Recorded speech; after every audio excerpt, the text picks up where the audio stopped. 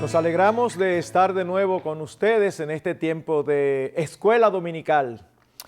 Les pido por favor que me acompañen a pedir al Señor que dirija su palabra para beneficio de nuestras almas. Oh Rey de los cielos, qué bueno es tener tu palabra en medio nuestro. Esa es tu voluntad expresa.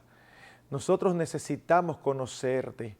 El deleite de nuestras almas está en la comunión contigo. Y no podemos tener comunión con alguien quien no conocemos. Gracias por revelarte en las Escrituras y gracias por preservarla hasta nuestros días. Nosotros rogamos, Señor, que tu Espíritu Santo nos dirija a hablar conforme a la verdad, a ser fieles, a ser veraces. Sabemos que tenemos limitaciones y cuando vamos a hablar de ti, de tu persona, qué cortos nos quedamos. Nosotros pedimos, Señor, tu asistencia y tu promesa de llenarnos de sabiduría. Bendice tu palabra por lo que ella misma es. Bendice a tu pueblo, te lo pedimos en Jesucristo. Amén. Bien, en esta ocasión nosotros queremos tratar un aspecto del carácter, de la naturaleza de Dios que pocas veces es enfocado. Casi siempre que se habla acerca de los atributos de Dios, posiblemente los primeros que vienen a nuestras mentes son los que empiezan con omni, que omni significa todo. Omnisciencia, Dios todo lo sabe. Omnipresencia, Dios está en todas partes. Omnipotencia, Dios todo lo puede. O quizás aquellos como eternidad, Dios es infinito. Eso es lo que algunos han llamado atributos no comunicables. No todos están de acuerdo con esa clasificación, pero lo usamos sencillamente para referirnos a que hay atributos que no tienen correspondencia en nosotros. Sin embargo, hay otros que sí lo tienen, y uno de los cuales algunos pensamos en el amor, en su misericordia, o en su santidad, o en su justicia. Bueno, esta noche, en esta ocasión, nosotros queremos hablar más bien del celo de Dios. Rara vez nosotros recordamos que la Escritura nos dice que Dios es un Dios celoso. Quizás esto ocurra porque generalmente la connotación que la palabra celo tiene es negativa. El curso de acción que pretendemos seguir es simple. En primer lugar, vamos a ver la base bíblica. En segundo lugar, el significado de este atributo. Y en tercer lugar, algunas aplicaciones prácticas. También es justo decir que vamos a estar siguiendo bien de cerca un capítulo del libro Conociendo a Dios de J.I. Packer. Así que no somos originales, vamos a estar auxiliándonos de este siervo de Dios. Veamos en primer lugar la base bíblica. Si empezamos desde el inicio y vamos de manera cronológica, la primera ocasión en las Escrituras donde se dice de una manera clara que Dios es un Dios celoso es en Éxodo capítulo 20. Los que están familiarizados con la Escritura saben qué es lo que contiene Éxodo 20. Es precisamente allí donde se dan los 10 mandamientos o el decálogo. Y la afirmación de que Dios es celoso aparece en el versículo 5 en el contexto del segundo mandamiento, cuando dice, no tendrás dioses ajenos delante de mí. Dice, no los adorarás, ni los servirás, porque yo el Señor tu Dios soy Dios celoso, que castigo la iniquidad de los padres sobre los hijos hasta la tercera y cuarta generación de los que me aborrecen. Así que debemos de inicio darnos cuenta de la importancia que tiene por el contexto literario o el contexto en la Escritura donde está colocado, en una ocasión tan importante como los 10 mandamientos. Pero no solamente es importante el contexto escrito, sino también el histórico.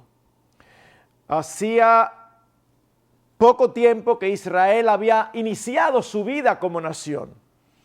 Y Dios, cuando los sacó de Egipto, en lugar de llevarlos por la senda más rápida hacia la tierra prometida, en la que llegaban posiblemente en unos 15 días, Dios los dirigió hacia el sur, a la península de Sinaí, y allí los llevó al monte donde les daría todas sus leyes, no solamente los 10 mandamientos, sino también una serie de normas para su vida civil, para su vida religiosa, ceremonias específicas.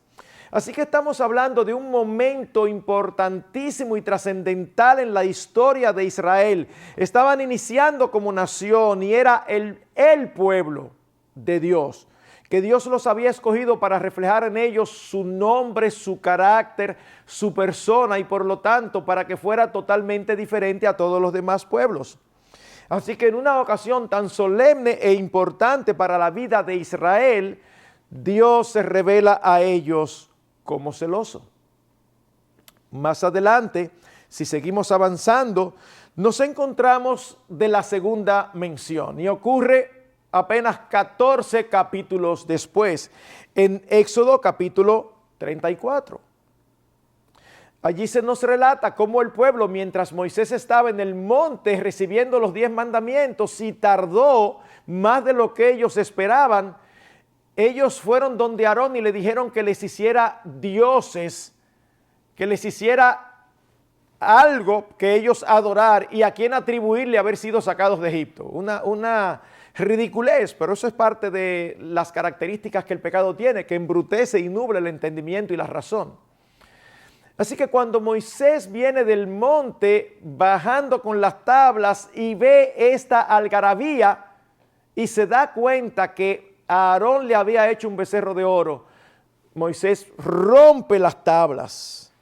¿Por qué? Porque precisamente ellos habían quebrantado el mandamiento que Moisés había recibido, pero que todavía no había llegado a ellos.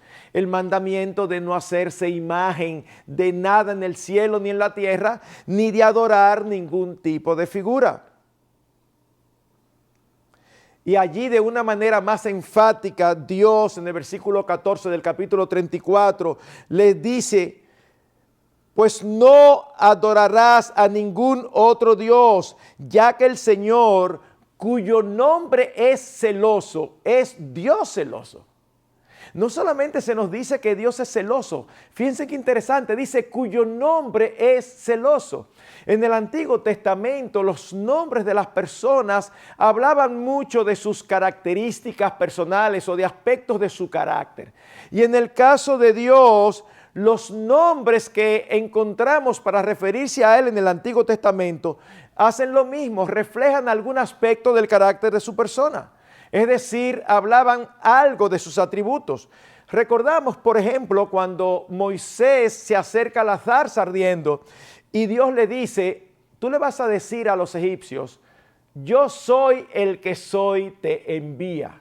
¡Wow! ¡Qué nombre más extraño! Pero era un nombre que apuntaba hacia la existencia propia de Dios, hacia su autodeterminación, hacia su independencia. Y luego más adelante en el libro de Éxodo, ya llegando al capítulo 6, en más de una ocasión, versículos 2 y 3, versículo 6 y versículo 8, Dios le dice a Moisés: yo soy el Señor, enfatizando en este momento su soberanía. Yo soy el que tengo autoridad, yo soy el que gobierno, yo soy el que tengo derecho para hacer lo que yo deseo. Y es entonces donde llegamos a Éxodo 34, donde Dios le revela este nombre a Moisés, diciendo: yo soy, mi nombre es Dios celoso. Si seguimos avanzando, histórica y cronológicamente hablando, llegamos al libro de Deuteronomio. ¿Qué tenemos en Deuteronomio? Deuteronomio es la generación joven que iba a entrar a la tierra prometida. Así que hay que reiterarle una vez más la ley, porque cuando la ley había sido dada hace unos 38, 40 años atrás, este grupo de hombres, a excepción de Josué y Caleb, este grupo de hombres eran todos menores de 20 años. Así que se les repite de nuevo la ley y por eso es que en Deuteronomio 5 nosotros encontramos de nuevo la repetición del decálogo.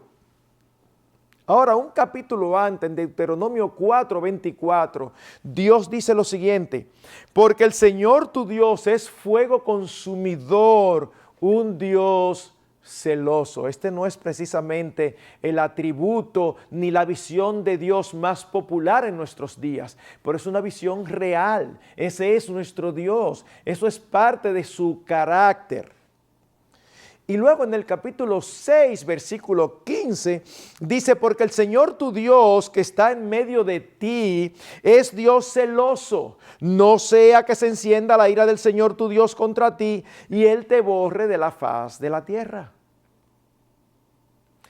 La siguiente ocasión que podemos mencionar de cierta importancia es cuando ya habiendo conquistado la tierra prometida o gran parte de ella, Josué, que fue el líder que sustituyó a Moisés, está a punto de partir también y se está despidiendo del pueblo. Y en 24:19 del libro de Josué dice: entonces Josué dijo al pueblo, no podréis servir al Señor porque Él es Dios santo. Él es Dios celoso. Él no perdonará vuestra transgresión ni vuestros pecados. Y así continuamos a lo largo de las Escrituras y llegamos a la época donde ya el reino del norte había sido llevado cautivo por Asiria. Y entonces vemos cómo el profeta Nahum, que no está profetizando en ese momento contra el pueblo de Dios, sino más bien contra los mismos asirios, empezando su libro, dice en el capítulo 1, versículo 2, Dios celoso y vengador es el Señor. Así que, de verdad, creo que no hay duda, y estos no son todos los textos de la Biblia donde se nos dice que Dios es celoso. Solamente tomamos algunos para demostrar bíblicamente que Dios se revela a sí mismo como un Dios celoso. Veamos ahora qué significa. ¿Qué significa esto? Bueno, vamos a dividir en dos la respuesta. Primero vamos a hablar un poquito de qué es el celo, para luego entonces hablar de lo que es el celo de Dios. Así que cuando hablamos de celo, tanto las palabras hebreas y griegas utilizadas para referirse a este concepto apuntan hacia la emoción que se levanta cuando se infringe o se niega el derecho a la posesión exclusiva. Repito, se refiere a la emoción que se levanta cuando se infringe o se niega el derecho a la posesión exclusiva. En el caso particular del ser humano, con mucha frecuencia es una característica negativa porque viene acompañada de otras, viene acompañado de frustración, de ira, de envidia. El celo humano generalmente envidia lo que el otro tiene y odia al que lo tiene. Y es un sentimiento con mucha frecuencia pecaminoso. Puede ser obsesivo, puede ser o generalmente es injusto, incorrecto. Pensemos en los fariseos y los líderes religiosos cuando ven cómo la recién nacida iglesia en el libro de los Hechos empieza a crecer. Miren lo que dice Hechos capítulo 5 versículos 17 y 18. Pero levantándose el sumo sacerdote y todos los que estaban con él, es decir, la secta de los saduceos, se llenaron de celo y echaron mano a los apóstoles y los pusieron en una cárcel pública.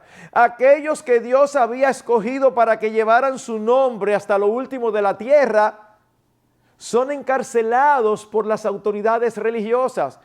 ¿Y cuál fue la causa? Celo, envidia. Es por eso que dice Proverbios 27:4, cruel es el furor e inundación la ira, pero ¿quién se mantendrá ante los celos? Es como qué fuerte es. La ira nosotros sabemos hasta dónde puede llegar. El furor, y dice, y sin embargo, los celos pueden ser todavía más poderosos.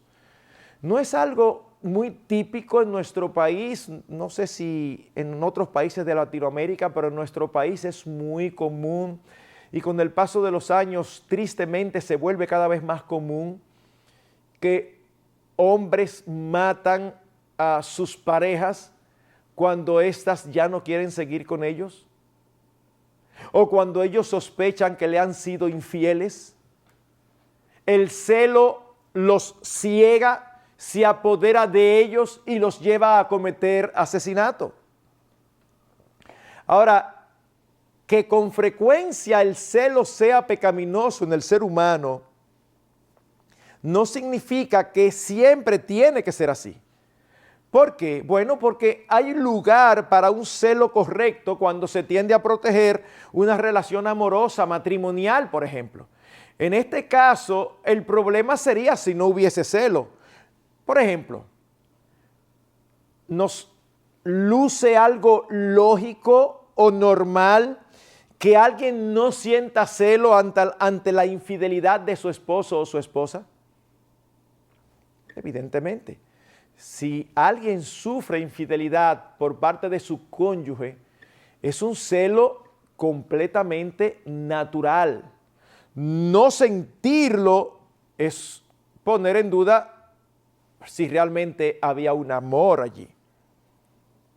Esto es tan común al hombre que en el Antiguo Testamento Dios proveyó inclusive en el libro de Números un mecanismo, un procedimiento para tratar con los celos cuando alguien tuviera celos de su cónyuge. Podía ir al sumo sacerdote y había un procedimiento que se hacía para determinar si había razón o no para tener el celo.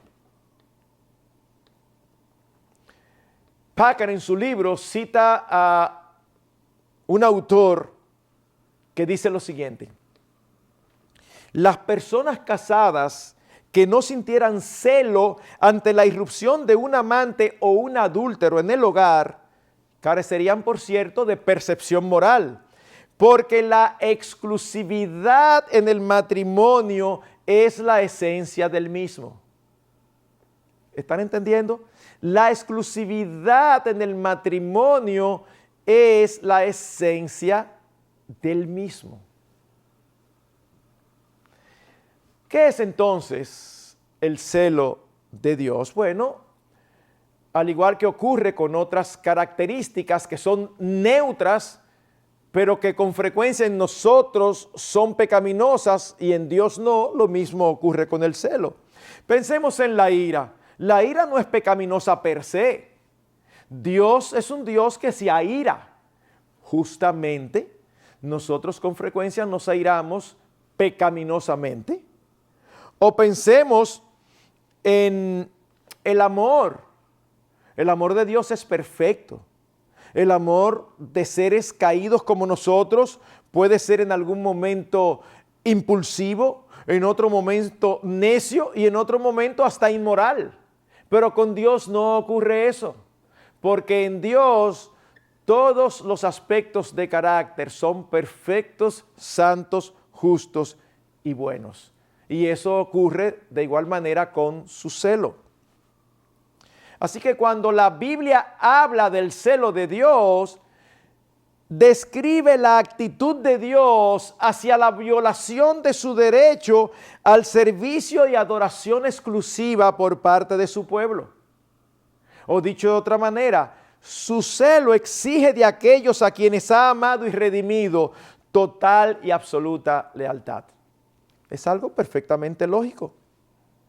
Y a la vez que esta definición arroja luz sobre el contexto en que se encuentra este atributo en cada parte de la Escritura, de igual manera el contexto a su vez arroja luz sobre el significado de esta manifestación, de este sentimiento, de esta reacción de Dios bajo ciertas circunstancias.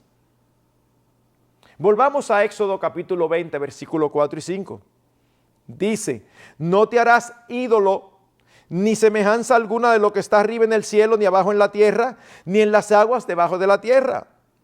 No los adorarás, ni los servirás, porque yo el Señor tu Dios soy Dios celoso, que castigo la iniquidad de los padres sobre los hijos hasta la tercera y cuarta generación de los que me aborrecen.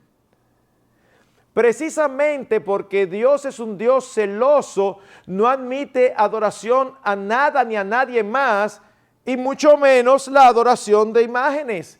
Dios no comparte su adoración con nadie, porque eso sería injusto, eso sería incorrecto, eso sería pecaminoso.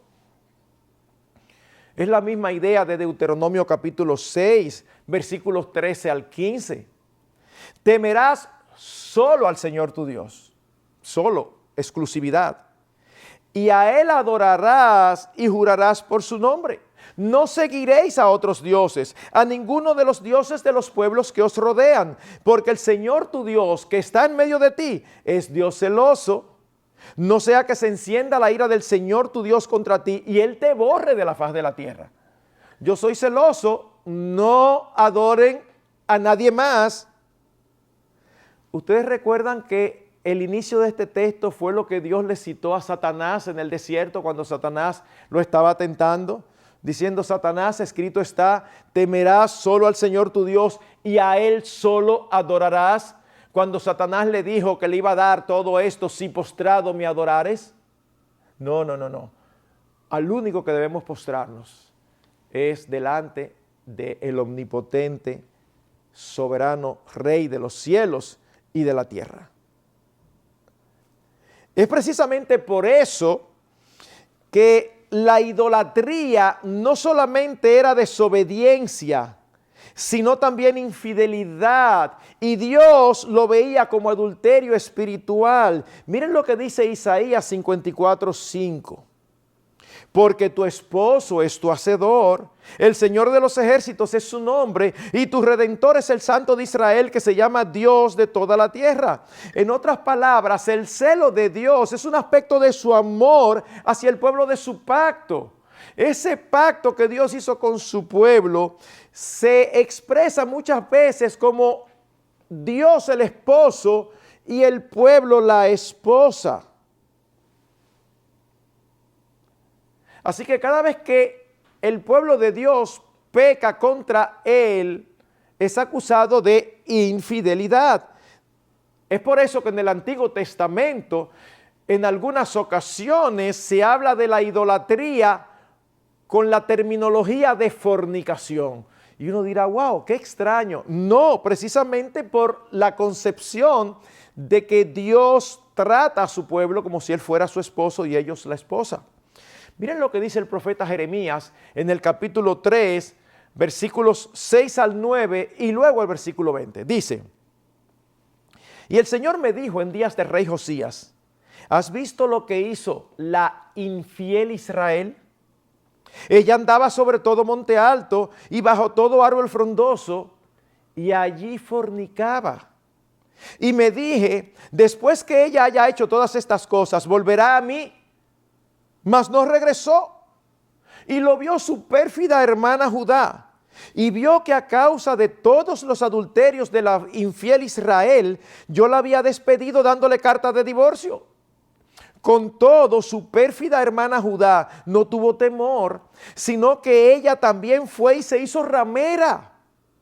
Y sucedió que por la liviandad con que fornicó, profanó la tierra y cometió adulterio con la piedra y con el leño. Ciertamente, como una mujer se aparta pérfidamente de su amado, así habéis obrado pérfidamente conmigo, oh casa de Israel, declara el Señor. ¿Se están dando cuenta? No solamente vemos aquí que la idolatría o no tener a Dios como nuestro principal objeto de amor es adulterio. ¡Wow! Es impresionante. El profeta está hablando de Israel y Judá. Recuérdense que aproximadamente en el 931 a.C., el reino de Israel se dividió. Reino del norte, 10 tribus, llamado Israel. reino del sur, 2 tribus llamado Judá. Y aproximadamente en el 722 a.C., por su idolatría, por su adulterio espiritual, Dios los entregó en manos de los asirios. Y está diciendo el profeta Jeremías que Dios, como un esposo, vio el adulterio de su esposa. Y aquí se ve también el amor y la misericordia de Dios. Y dice él estaba esperando que volviera a mí, porque Dios siempre está dispuesto a perdonar. Pero no regresó. Y dice, y su hermana menor, Judá, la vio e hizo lo mismo. ¿Cómo se puede fornicar con una piedra y con un leño? Es un lenguaje evidentemente espiritual. Y no es el único profeta que habla al respecto. Hay otros cuadros proféticos muy vívidos, muy coloridos. Tenemos un profeta en el Antiguo Testamento que de manera particular enfoca este aspecto. Es el profeta Oseas, conocido como el profeta del amor.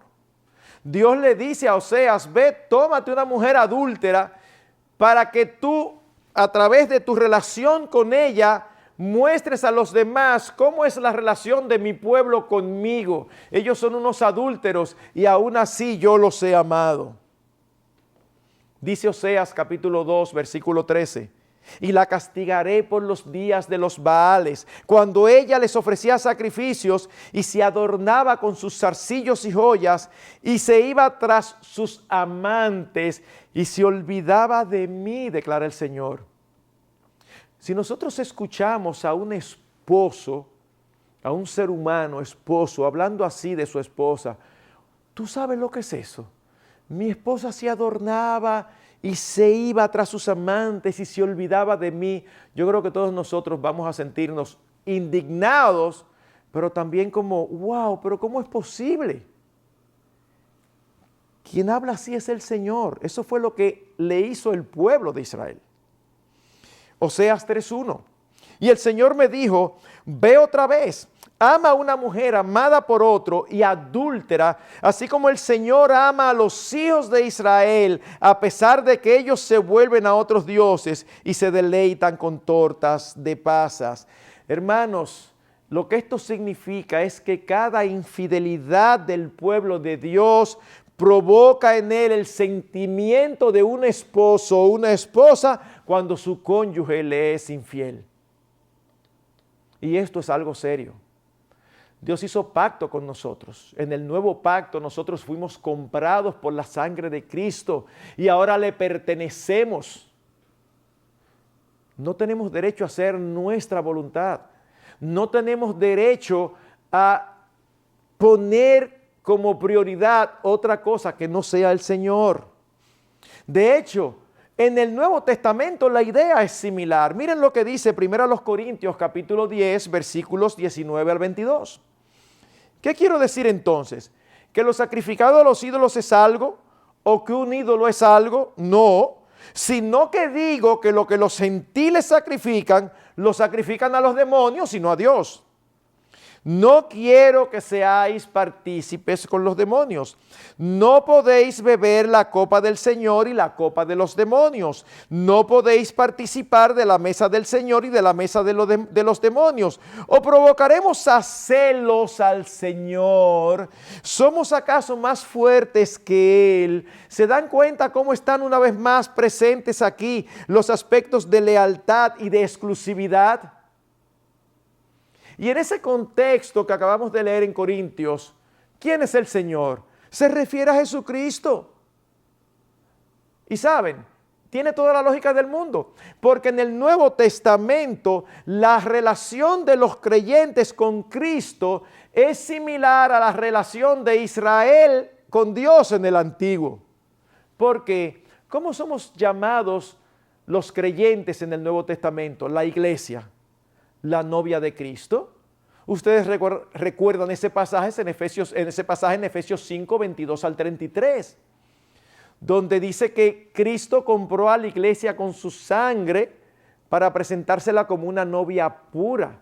Y utiliza ese ejemplo para decir cómo debe ser el amor del esposo hacia la esposa, como es el amor de Cristo hacia su novia, la iglesia, y con la cual un día se casará. Es lo que nosotros vemos en Apocalipsis cuando se celebren las bodas del Cordero. ¿Qué Cordero? Cristo, el Cordero de Dios que quita el pecado del mundo. Así que el símil es muy apropiado. Ciertamente, el celo de Dios debe de llevarnos a nosotros a ser fieles al pacto. Y el celo de Dios lo lleva a Él a ser fiel a su pacto y también a castigar la infidelidad. Habiendo visto esto, permítanme ahora traer algunas aplicaciones. Básicamente dos. Y la primera y más extensa. El celo de Dios exige que el creyente sea celoso para con Dios también. Dios nos ama, nosotros debemos amarlos. Su interés por los suyos es grande. Nuestro interés por Él debe ser supremo. Dios, solo Dios, Cristo, su Espíritu, deben ser el único objeto de nuestra devoción. Podemos relacionarnos con otros y querer a otros de diferentes maneras, pero hay una manera exclusiva de relacionarnos con Dios que Él no permite que nosotros la compartamos con nadie. Así como cuando nos casamos, tenemos una relación única, compartimos con muchas personas, incluyendo con otras mujeres, pero hay una forma especial y particular en la que compartimos con nuestras esposas, que es exclusiva de nuestras esposas, la forma en que nosotros no debemos ni podemos compartir con nadie más. Ese es el corazón del segundo mandamiento. Nuestra pasión debe ser Dios, su persona, su honor, y esto en una forma que no puede o no debe apasionarnos ninguna otra cosa. Es precisamente esa devoción lo que es llamado en las Escrituras celo de Dios, celo de Dios. Y nosotros vemos casos particulares en las Escrituras, tanto en el Antiguo como el Nuevo, donde ese celo de Dios, que también pudiera llamarse celo por Dios, es manifestado. Pensemos en el Antiguo Testamento, en el libro de Números, en el caso de Finés. En un momento determinado, vino uno de los hombres de Israel e introdujo al campamento a una madianita, cuando Dios había dicho que no se casaran ni tuvieran relaciones con los pueblos de alrededor. Y a la vista de Moisés y de toda la congregación, él llevó a la madianita a su tienda. Lo que ocurre hoy, una cosa es lo que Dios dice y otra cosa es lo que yo quiero hacer. ¿Saben lo que sucedió? Finés, de los hijos de Aarón, tomó una lanza, entró a la tienda y dice que mató tanto al hombre como a la madianita. ¡Wow! ¡Qué fuerte! A él no se le llamó la atención, ni se amonestó. Al contrario, fíjense cómo Dios lo ve. No solamente dice en el versículo 9 que cuando él hizo esto cesó la plaga sobre los hijos de Israel, porque la ira de Dios se encendió y vino una plaga que estaba consumiendo parte del campamento. Cuando Finés hace esto como un acto de justicia, cesa la plaga. Pero dice versículo 10, miren qué interesante. Entonces habló el Señor a Moisés diciendo: Finés, hijo de Eleazar, hijo del sacerdote Aarón, ha apartado mi furor de los hijos de Israel, porque demostró su celo por mí entre ellos. Y en mi celo no he destruido a los hijos de Israel. Por tanto, he aquí yo le doy mi pacto de paz, y será para él y para su descendencia después de él, un pacto de sacerdocio perpetuo, porque tuvo celo por su Dios e hizo expiación por los hijos de Israel. Dios ratificó que los hijos de Finés iban a ser sacerdotes. Les dio ese privilegio. ¿Por qué? Porque Finés tuvo celo por Dios. Más adelante en la historia, nosotros nos topamos con el profeta Elías. Ustedes recuerdan en tiempos en que reinaban Acab y Jezabel, cómo Elías se enfrentó a ellos, y en un momento determinado murieron 800 profetas falsos. Bueno, miren lo que, como parte del relato en el primer libro de Reyes, capítulo 19, miren lo que dicen los versículos 10 y 14. Dice Elías: he tenido mucho celo por el Señor, Dios de los ejércitos, porque los hijos de Israel han abandonado tu pacto, han derribado tus altares y han matado a espada a tus profetas. He quedado yo solo y buscan mi vida para quitármela. Él había salido huyendo y Dios le dice: Elías, ¿qué tú haces aquí? Y él dice: yo tuve mucho celo por ti. Los hijos de Israel abandonaron tu pacto. El celo de Dios llevó a Elías a hacer lo que tenía que hacer y a enfrentarse a los profetas falsos. Dios le dice: no es como tú crees, no solamente has quedado tú. Yo tengo 8,000 que no han doblado sus rodillas delante de Baal. Y eso nos dice que Dios siempre se reserva un remanente, un pueblo. Pero el punto aquí principal es cómo Elías mostró celo por Dios. Luego vamos al Nuevo Testamento y nos encontramos con el celo mismo de nuestro Señor Jesucristo. Dijo Cristo en un momento: aprended de mí que soy manso y humilde de corazón y hallaréis descanso para vuestras almas. Manso y humilde. Luego en Isaías vemos que se profetiza de él que él fue llevado como cordero al matadero, enmudeció y no abrió su boca, no se defendió. Cristo era un hombre manso. Nunca se airó ni se defendió de los que le hacían mal. Sin embargo, nosotros tenemos dos escenas donde Cristo lo encontramos airado, indignado y actuando de una manera firme. Y es cuando sacó a los cambistas y a los comerciantes del templo. ¿Y cuál fue el argumento que él dio cuando le preguntaron: ¿y por qué tú haces eso? ¿Con qué autoridad? Dice que ellos se recordaron lo que dice el Antiguo Testamento: el celo de tu casa me consume. Él era celoso por el nombre y la gloria y la casa de Dios. Así que, mis hermanos, debemos ser celosos por lo que Dios es celoso, por su nombre. Dice Ezequiel 39:25: por tanto, así dice el Señor Dios: ahora restauraré el bienestar de Jacob y tendré misericordia de toda la casa de Israel y me mostraré celoso de mi santo nombre.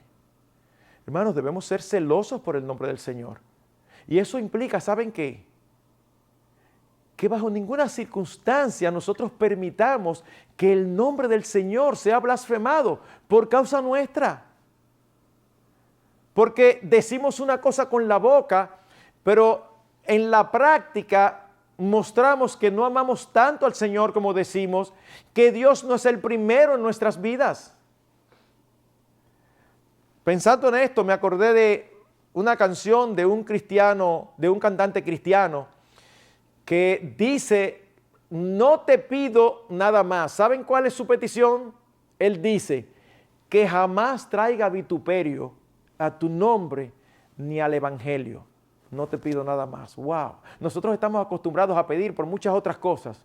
Dice él: no, Señor, yo lo que te pido es que no me permitas traer vituperio a tu nombre, porque el nombre del Señor es grande, el nombre del Señor es precioso.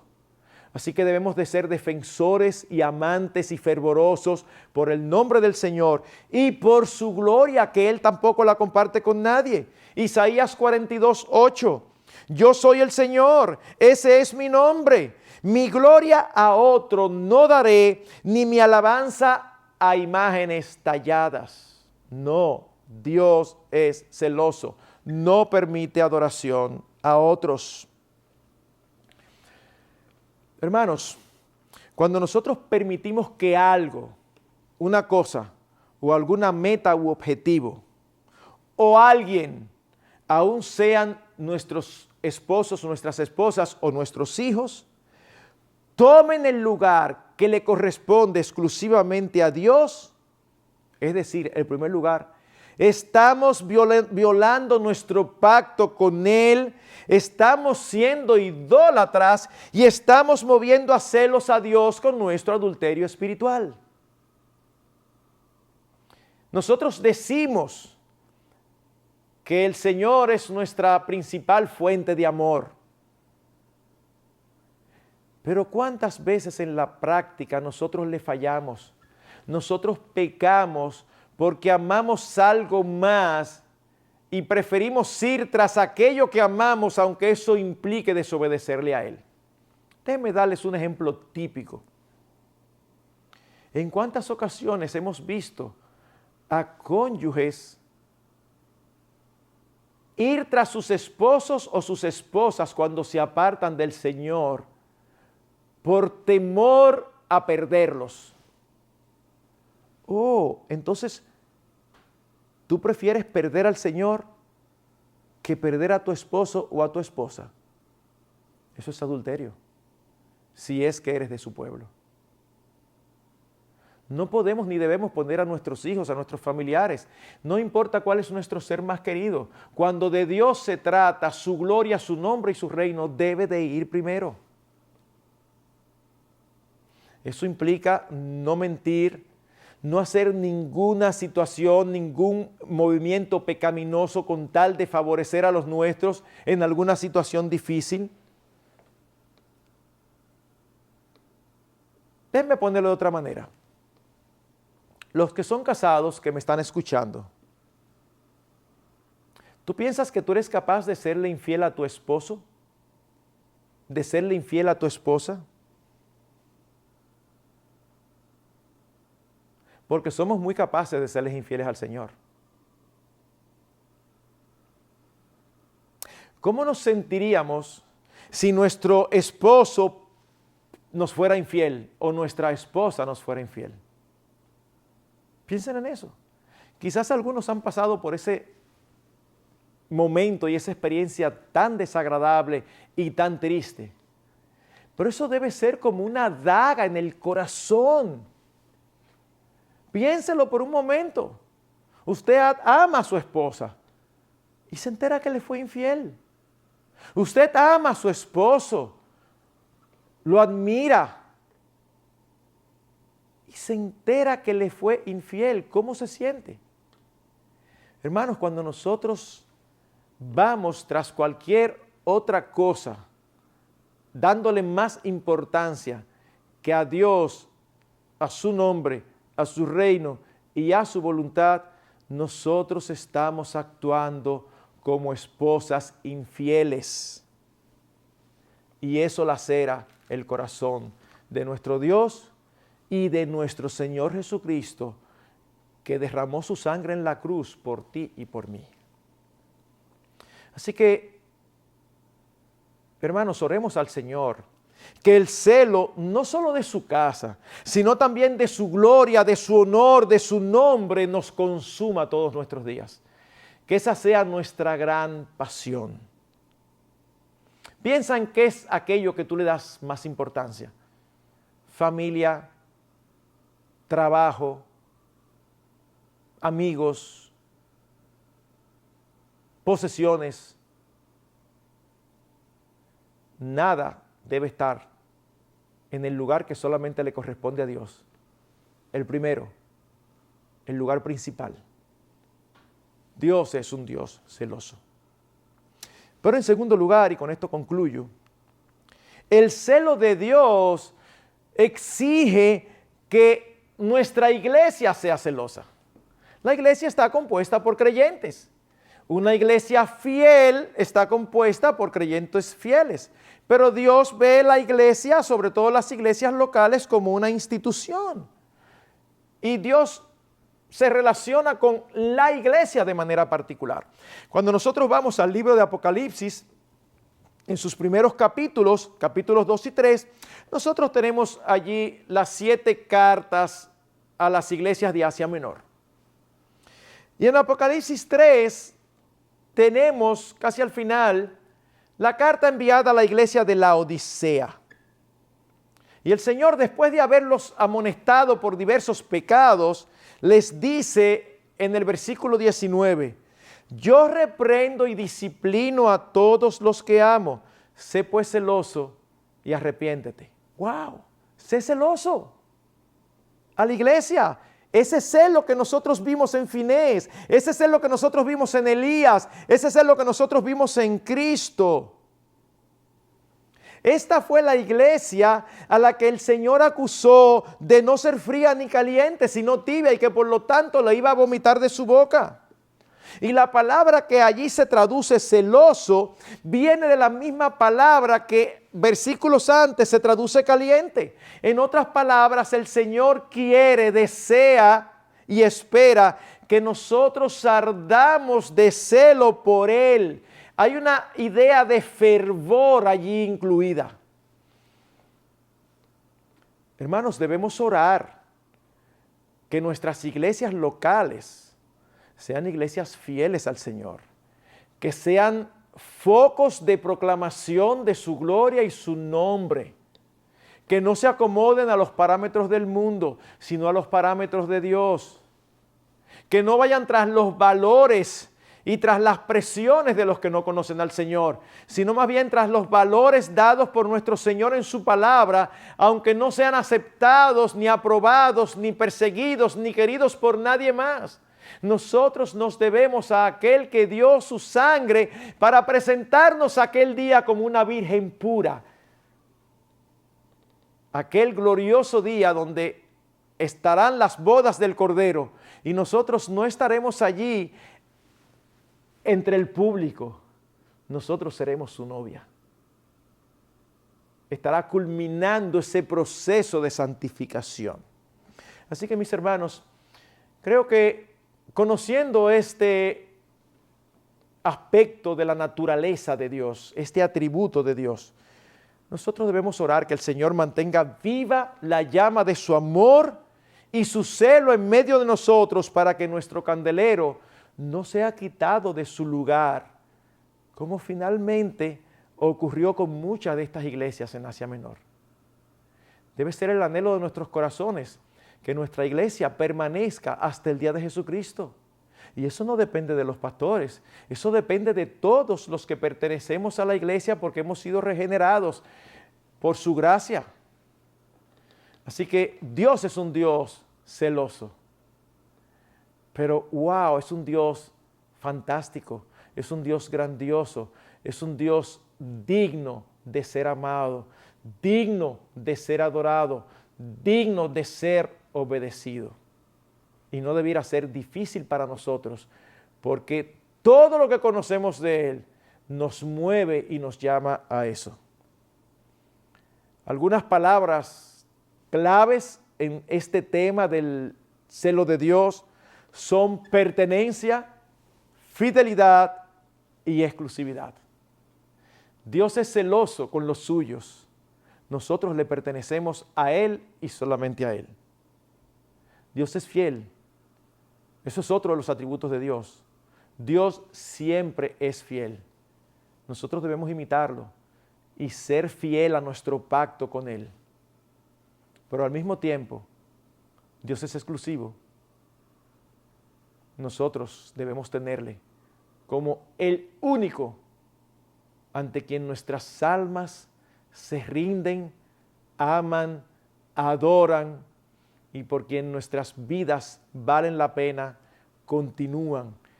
Que nuestra respiración, nuestro accionar, nuestro reaccionar, nuestras decisiones todas sean movidas por amor a aquel que nos compró con su sangre, a aquel que es nuestro novio y con aquel que un día nos casaremos por el resto de la eternidad. Que el Señor nos ayude y que el celo de Dios nos impacte de tal manera que nos anime y nos impulse a andar todos los días de nuestra vida siendo fieles para gloria de su nombre. Damos gracias al Señor por su palabra. Gracias, Dios, porque tú te revelas en las Escrituras y la revelación de ti mismo es algo que nos hace admirarte, es algo que nos hace postrarnos. Tú eres único, no hay nadie como tú. Tú eres el único, solo soberano Dios, Rey de reyes y Señor de señores. Concédenos ser fieles hasta el día de Jesucristo, para gloria de tu nombre y para no provocar tu celo. Gloria a ti por siempre. En Jesús.